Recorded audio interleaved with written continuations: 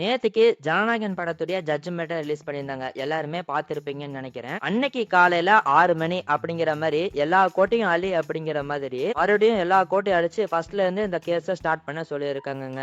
அதாவது இந்த கேஸ்ல ஃபர்ஸ்ட் என்ன நடந்துச்சு அப்படின்னு பாத்தீங்கன்னா, ஜஸ்டிஸ் பி.டி. ஆஷா வந்து ஒரு உத்தரவை வெளியிட்டு இருந்தாங்க. இந்த மாதிரி மூவி டீமுக்கு யூஏ சர்டிபிகேட் கொடுத்துருங்க அப்படிங்கிற மாதிரி உத்தரவை வெளியிட்டாங்க. சோ அந்த உத்தரவை மேல்முறையீடு பண்ணி தான் சென்சார் போர்டு வந்துட்டு இப்ப உயர் நீதிமன்றத்துக்கு போனாங்க. இப்ப மறுபடியும் என்ன நடந்திருக்கு அப்படின்னு பாத்தீங்கன்னா, உயர் நீதிமன்றம் இருந்துட்டு மறுபடியும் பி.டி. ஆஷாவையே இந்த கம்ப்ளைண்ட்டை வந்து இன்வெஸ்டிகேஷன் பண்ண சொல்லியிருக்காங்க. ப்ராப்பரா ரெண்டு பக்கமும் என்னங்கறத விசாரிச்சு கரெக்டான உத்தரவை கொடுங்க அப்படிங்கிற மாதிரி இப்ப மறுபடியும் பாத்தீங்கன்னா சொல்லியிருக்காங்க. பெஞ்ச் வந்து பாத்தீங்கன்னா மறுபடியும் சிங்கிள் ஜஸ்டிஸ் கிட்டயே இதை வந்து கொடுத்திருக்காங்க. அண்ட் அதே மாதிரி ஃபர்ஸ்ட்ல இருந்தே இந்த ஜட்ஜ்மெண்ட்டை ஃபுல்லா வந்து விசாரிச்சு அதுக்கப்புறம் தீர்ப்பு கொடுங்க அப்படிங்கிற மாதிரி சொல்லியிருக்காங்க. அண்ட் அதே மாதிரி சீக்கிரமா இந்த இன்வெஸ்டிகேஷனை ஸ்டார்ட் பண்ணுங்க அப்படிங்கிற மாதிரியுமே சொல்லியிருக்காங்க. சோ இப்ப ஜனநாயகன் படம் வந்து பாத்தீங்கன்னா அகைன் வந்து டிலே தான் ஆக போகுது. அதாவது பிப்ரவரி மாசமே படம் வருமா அப்படிங்கிற அளவுக்கு ஏகப்பட்ட டவுட்ஸ்மே வந்திருக்கு. சோ இந்த படத்தை பிளான் பண்ணி அடிக்கிறாங்க, அது நல்லாவே நம்மளுக்கு தெரியுது. சோ இப்ப என்னென்ன பாசிபிலிட்டிஸ் மூவி டீமுக்கு இருக்கு அப்படின்னு பாத்தீங்கன்னா ரெண்டே பாசிபிலிட்டி தான். ஒன்னு வந்து இவங்க சுப்ரீம் கோர்ட்டை அப்பீல் பண்றது, அப்படி இல்ல அப்படின்னா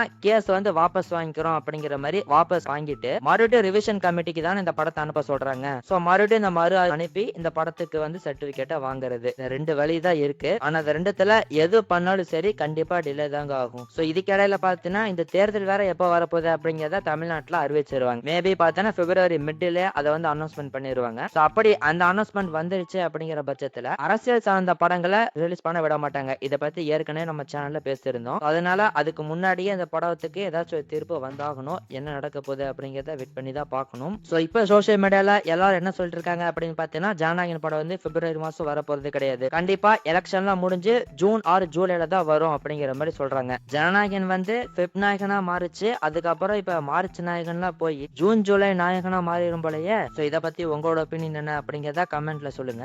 எல்சி ஃபேன்ஸ்க்கு ஒரு தரமான அப்டேட் அப்படிங்கறத லோகேஷ் கனகராஜ் கொடுத்திருக்காருங்க. சோ இப்ப லோகி வந்து பாத்தீங்கன்னா இப்ப ரீசெண்டா ஒரு பிரஸ் மீட் ஒன்னு கொடுத்திருந்தாரு, எல்லாருமே பார்த்திருப்பீங்கன்னு நினைக்கிறேன். சோ அந்த பிரஸ் மீட்ல அவருடைய அடுத்தடுத்த ப்ராஜெக்ட் பத்தி கிளியரான அப்டேட் அவர் கொடுத்திருக்காருங்க. அதாவது இப்ப அடுத்ததா பாத்தீங்கன்னா அல்லு அர்ஜுன் ப்ராஜெக்ட் தான் ஸ்டார்ட் பண்ண போறாராமா. சோ அதை முடிச்சிட்டு பாத்தீங்கன்னா கம்பல்சரி என்னோட ப்ராஜெக்ட் வந்து கைதி 2 தான் அப்படிங்கறத அபிஷியலா வந்து கன்ஃபார்ம் பண்ணிருக்காரு. ஆனா இத பத்தி ஃபேன்ஸ் வந்து சோசியல் மீடியால என்ன சொல்றாங்க அப்படின்னு பாத்தீங்கன்னா, இத வந்து விக்ரம்க்கு அப்புறமும் சொன்னாரு, லியோக்கு அப்புறமும் சொன்னாரு, இப்ப கூலிக்கு அப்புறமும் சொல்லியிருந்தாரு. எல்லாம் போய் அல்லு அர்ஜுன் படத்தை முடிச்சிட்டு இப்ப கைதி 2 ஸ்டார்ட் பண்ணுவேன் அப்படிங்கிற மாதிரி சொல்லியிருக்காரு. இப்பயாச்சும் ஸ்டார்ட் பண்ணுவாரா அப்படிங்கிற மாதிரி தான் நிறைய பேர் கேட்டுட்டு இருக்காங்க. ஆனா அவரு சொல்றத வச்சு பார்க்கும்போது கம்பல்சரி வந்து பாத்தீங்கன்னா இப்ப அல்லு அர்ஜுன் ப்ராஜெக்ட் முடிச்சிட்டு கைதி 2 ஸ்டார்ட் பண்ணிடுவாரு அப்படிங்கிற மாதிரி தாங்க தோணுது. சோ கைதி 2 முடிச்சிட்டு ரோலக்ஸ் விக்ரம் 2 அப்படின்னு சொல்லிட்டு என்னோட ப்ராஜெக்ட்ஸ் இருக்கும் அப்படிங்கிற மாதிரி சொல்லியிருக்காரு. அண்ட் அது மட்டும் இல்லாம இந்த ப்ராஜெக்ட்லாம் நான் ஆல்ரெடி கமிட் ஆன ப்ராஜெக்ட் அப்படிங்கறதுமே சொல்லியிருக்காருங்க. சோ கம்பல்சரி நான் வந்து இந்த ப்ராஜெக்ட்லாம் பண்ணி தான் ஆகணும் அப்படிங்கிற மாதிரியுமே சொல்லியிருக்காரு. சோ ஃபியூச்சர்ல கண்டிப்பா இந்த ப்ராஜெக்ட்ஸ்லாம் வரத்தான் போகுது. சோ எல்சி ஃபேன்ஸ்க்கு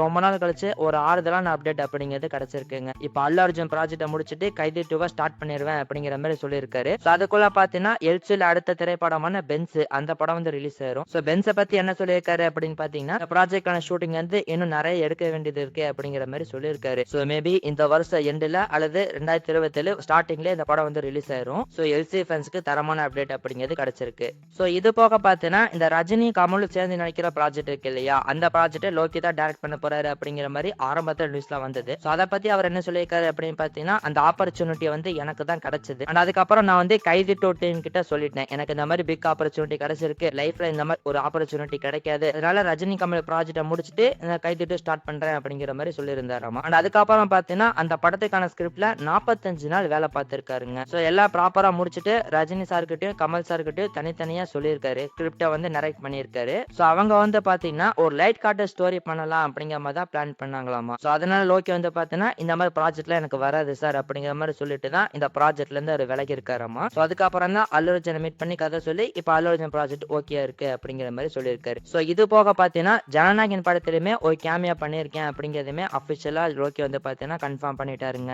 சோ இத பத்தி லோகியோட இன்டர்வியூ பத்தி உங்களோட ஒப்பீனியன் என்ன அப்படிங்கறத கமெண்ட்ல சொல்லுங்க. ஆக்டர் விஜய் தேவரகொண்டாவுடைய 14வது திரைப்படத்துடைய டைட்டில் அனௌன்ஸ்மெண்ட் வீடியோ இப்ப ரீசெண்டா பாத்தீங்கன்னா ரிலீஸ் பண்ணியிருந்தாங்க. சோ இந்த படத்தை பாத்தீங்கன்னா ராகுல் சக்ரிஜத் அப்படிங்கிற ஒரு டைரக்டர் பாத்தீங்கன்னா டைரக்ட் பண்றாரு. சோ படத்துடைய டைட்டில் வந்து பாத்தீங்கன்னா ரணபாலி அப்படின்னு சொல்லிட்டு வச்சிருக்காங்க. சோ பாகுபலிக்கு அடுத்து ரணபாலி அப்படின்னு சொல்லிட்டு ஒரு படம் வரப்போகுது. அதே மாதிரி ஒரு பீரியடிக் பிலிமா வரப்போகுதுங்க. சோ நம்ம இந்தியாவுக்கு சுதந்திரம் கிடைக்கிறதுக்கு முன்னாடி நடக்கக்கூடிய ஒரு காலகட்டத்தில் நடக்கக்கூடிய ஒரு படமா தான் இந்த படம் வந்து வர வரப்போகுது. சோ அத வந்து பாத்தீங்கன்னா இந்த டைட்டில் அனௌன்ஸ்மெண்ட் வீடியோல காமிச்சிட்டாங்க. அண்ட் அது மட்டும் இல்லாம இந்த படத்துல ஃபர்ஸ்ட் லுக் போஸ்டர் பாத்தீங்கன்னா ரிலீஸ் பண்ணிருந்தாங்க. அது அப்படியே பாக்குறதுக்கு திருப்பாச்சி படத்துல நம்ம தளபதியோட லுக் இருக்கும் இல்லையா, அந்த சந்தனம்லாம் பூசிட்டு வருவார் இல்லையா, அதே மாதிரி லுக் வந்து பாத்தீங்கன்னா வந்திருக்கு. அண்ட் அதே மாதிரி இந்த கிளிம்ஸ பாக்கும்போது டக்குன்னு இந்தியன் 3 படத்தோட ஞாபகம் தாங்க வருது. ஏன்னா இந்தியன் பார்ட் 2 உடைய கடைசியில பாத்தீங்கன்னா இந்தியன் 3 படத்துக்கான ட்ரெய்லர் விட்டு இருந்திருப்பாங்க இல்லையா, அதை நிறைய பேர் பார்த்து இருந்திருப்பீங்கன்னு நினைக்கிறேன். சோ அந்த வீடியோ பார்க்கும்போது எப்படி நம்மளுக்கு தோணுச்சோ அதே மாதிரி தான் இந்த படத்தை பார்க்கும்போதுமே தோணுதுங்க. ஏன்னா அதுல வந்து சேனாபதியோடைய அப்பா வந்து சுதந்திர போராட்டத்துல ஈடுபடுற மாதிரி காமிச்சிருந்திருப்பாங்க. அண்ட் அதே மாதிரி இங்க விஜய் தேவரகொண்டா பார்த்தா சுதந்திர போராட்டத்துல ஈடுபடுறாரா, அதுல கமல் எப்படி இந்த குதிரையில வருவாரோ அதே மாதிரி குதிரையில இங்க நம்ம விஜய் தேவரகொண்டா வராருங்க. சோ எது எப்படியோ ஒரு பீரியடிக் பிலிமா இந்த படம் வந்து வரப்போகுது. அண்ட் ஆல்சோ விஜய் தேவரகொண்டாக்கு இந்த படம் எப்படி அமைய போகுது அப்படிங்கிறத பார்க்கணும். ஏன்னா லாஸ்ட் அவருக்கு எந்த படமே சரியா போகல, அவருக்கு ஒரு நல்ல கம்பேக் அப்படிங்கிறது தேவைப்படுது. சோ அது இந்த ரணபாலி படத்துல கிடைக்குமா அப்படிங்கறத நம்ம வெயிட் பண்ணி தான் பார்க்கணும். அண்ட் ஆல்சோ இந்த படத்துல ஆக்ட்ரஸ் ராஷ்மிகா மந்தானா அவங்க தான் ஃபேமிலேட் பண்ண போறாங்க. 3வது தடவையா விஜய் தேவரகொண்டா கூட ராஷ்மிகா வந்து பாத்தீங்கன்னா பேர் பண்றாங்க. சோ இந்த ரணபாலி ப்ராஜெக்ட் பத்தி நீங்க என்ன நினைக்கிறீங்க அப்படிங்கறத இந்த வீடியோவுடைய கமெண்ட் செக்ஷன்ல சொல்லுங்க.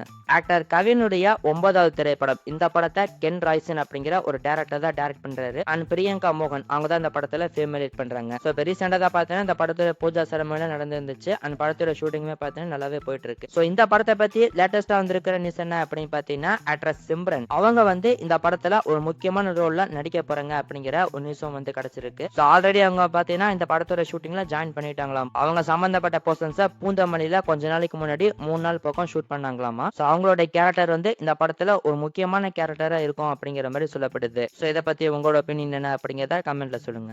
ஆக்டர் எஸ்டிஆருடைய எஸ்டிஆர் 51 ப்ராஜெக்ட் எடுத்துக்கிட்டோம் அப்படின்னா இந்த படத்துல யார் ஃபேமிலேட் பண்ண போறா அப்படிங்கிற ஒரு நியூஸ் ஒன்று கிடைச்சிருக்குங்க. அந்த வகையில ஆக்ட்ரஸ் முர்னால் தாக்கூர் அவங்க தான் இந்த படத்துல ஃபேமிலேட் பண்ண போறாங்க அப்படிங்கிற மாதிரி ஒரு நியூஸ் ஒன்று கிடைச்சிருக்கு. சோ முர்னால் தாக்கூருடைய ஃபர்ஸ்ட் கோலிவுட் டெபியூட் திரைப்படமா இந்த எஸ்டிஆர் 51 படம் தாங்க இருக்க போகுது. அண்ட் இந்த ப்ராஜெக்ட் உடைய ஷூட்டிங் வந்து பாத்தீங்கன்னா ஏப்ரல் மந்த்ல இருந்து ஸ்டார்ட் ஆக போகுது அப்படிங்கறத நம்ம ஏற்கனவே சொல்லியிருந்தோம். சோ இப்போ இந்த படத்துல முர்னால் தாக்கூர் ஃபேமிலேட் பண்ண போறாங்க அப்படிங்கிற மாதிரி நியூஸ் கிடைச்சிருக்கு. சோ இதுக்கான அஃபிஷியல் அனௌன்ஸ்மெண்ட் இது வருது அப்படிங்கறத வெயிட் பண்ணி பார்ப்போம்.